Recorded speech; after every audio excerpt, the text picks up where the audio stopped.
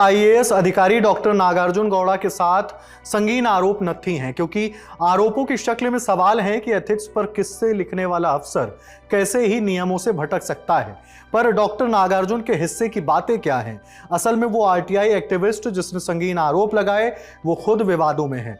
अब इस कहानी को अलग अलग पहलुओं से समझते हैं। उनकी शादी भी चर्चित आईएएस अफसर सृष्टि जयंत देशमुख से हुई है। इन दोनों ने मिलकर ही एथिक्स पर किताब लिखी। हर तस्वीर के भीतर कोई खराबियां गिनाने लगे तो विश्वास डगमगाता है।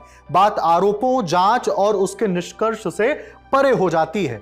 हाल में डॉक्टर नागार्जुन पर करोड़ों की रिश्वत लेने का आरोप लगा। आरटीआई एक्टिविस्ट आनंद जाट के हिस्से का आरोप था कि अफसर ने 10 करोड़ रुपए की रिश्वत लेकर जुर्माने का मामला रफा दफा कर दिया। लेकिन आरटीआई एक्टिविस्ट के विपरीत आईएएस डॉक्टर नागार्जुन ने सफाई पेश की है।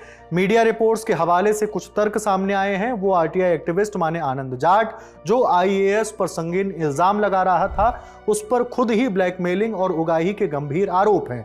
आज तक से जुड़े लोमेश गौड़ की रिपोर्ट के मुताबिक मामला 2023 का है। भारतमाला प्रोजेक्ट के तहत बैतूल इंदौर हाईवे बनना था। इस काम को पाथ इंडिया प्राइवेट लिमिटेड नाम की एक प्राइवेट कंपनी को सौंपा गया। लेकिन कुछ समय बाद कंपनी पर आरोप लगे कि उन्होंने नियमानुसार खनन नहीं किया। इन गड़बड़ियों के लिए कंपनी को 51 करोड़ रुपए का नोटिस दिया गया।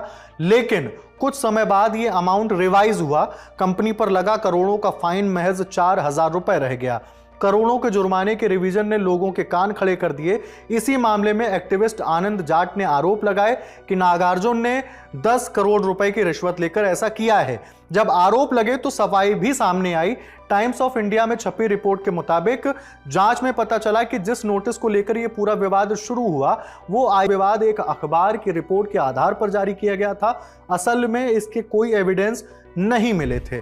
जांच में खनन को लेकर राज्य के नियमों का भी जिक्र है। नियम के मुताबिक भारतमाला प्रोजेक्ट में इस्तेमाल होने वाली मिट्टी और मोरंग पर कोई रॉयल्टी यानी शुल्क नहीं लगेगा, इसलिए जुर्माना लगाने का फॉर्मूला ही गलत था। आखिर में महीनों की सुनवाई के बाद नागार्जुन ने सबूतों की कमी और दूसरी गड़बड़ी के कारण जुर्माने को रद्द कर दिया।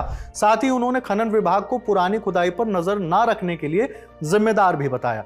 आज तक से जुड़े जय नागड़ा ने भी नागार्जुन से इस मामले पर बात की। इस बातचीत में नागार्जुन ने बताया कि कंपनी को 51 करोड़ रुपए का नोटिस दिया गया था, ना कि जुर्माना।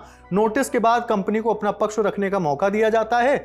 जब नोटिस पर सुनवाई हुई तो उनमें से कई खसरे गलत पाए गए, या तो उनमें किसी और को पहले से परमिशन दी गई थी। मोटामोटी नागार्जुन ने भी वही बात दोहराई जो हमने आपको ऊपर बताई। बात बस यहीं खत्म नहीं होती। जिन आरटीआई एक्टिविस्ट ने इस पूरे प्रकरण को सामने लाया, अब उन पर ही गंभीर आरोप लग रहे हैं।